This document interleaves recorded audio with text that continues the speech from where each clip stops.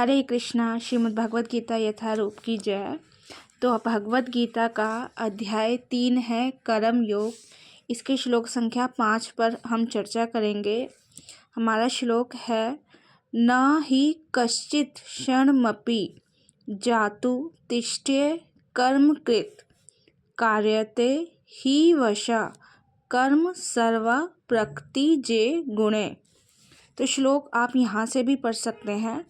तो श्लोक में भगवान कृष्ण कह रहे हैं प्रत्येक व्यक्ति को प्रकृति से अर्जित गुणों के अनुसार विवश होकर कर्म करना पड़ता है। तो क्या है? प्रकृति से अर्जित गुणों के अनुसार प्रकृति द्वारा 3 गुण हमें मिले हैं, रजोगुण, तमोगुण, सतोगुण। उन्हीं के 3 गुणों के अनुसार विवश होकर कर्म करना पड़ता है। अतः कोई भी एक क्षण भर के लिए भी बिना कर्म किए नहीं रह सकता। तात्पर्य में बता रहे हैं यहाँ देहधारी जीवन का प्रश्न नहीं है, अपितु आत्मा की बात हो रही है। आत्मा का यह स्वभाव है कि वह सदैव सक्रिय रहता है। आत्मा की अनुपस्थिति में भौतिक शरीर हिल भी नहीं सकता। जाहिर सी बात है, जब शरीर से आत्मा निकल जाती है तो मृत कहलाता है।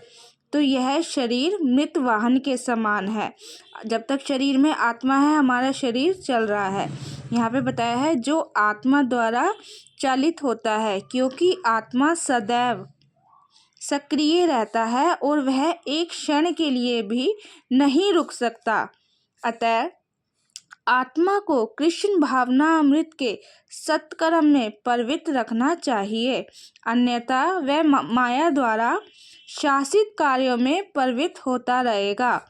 माया के संसर्ग में आकर आत्मा भौतिक गुण प्राप्त कर लेता है और आत्मा को ऐसे आकर्षणों से शुद्ध करने के लिए यह आवश्यक है कि वह शास्त्रों द्वारा आदिष्ट कर्मों में इसे संलग्न रखा जाए।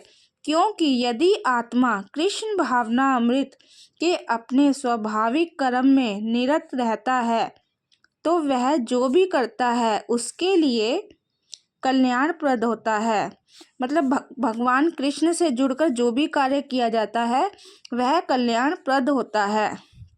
यदि कोई कृष्ण भावना अमृत अंगीकार कर लेता है तो भले ही वह शास्त्रोनुमोदित कर्मों को ना करे अथवा ठीक से भक्ति भी ना करे और चाहे वह पतित भी हो जाए तो इसमें उसकी हानि या बुराई नहीं होती, क्योंकि उसने कृष्ण भावना को स्वीकार कर लिया है, उसे अपना लिया है।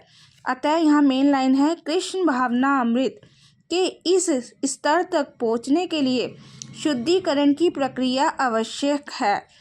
अतएव संन्यास या कोई भी शुद्धिकारी पद्धति कृष्ण भावना अमृत के चरम लक्ष्य तक पहुँचाने में सहायता देने के लिए है, क्योंकि उसके बिना सब कुछ व्यर्थ है।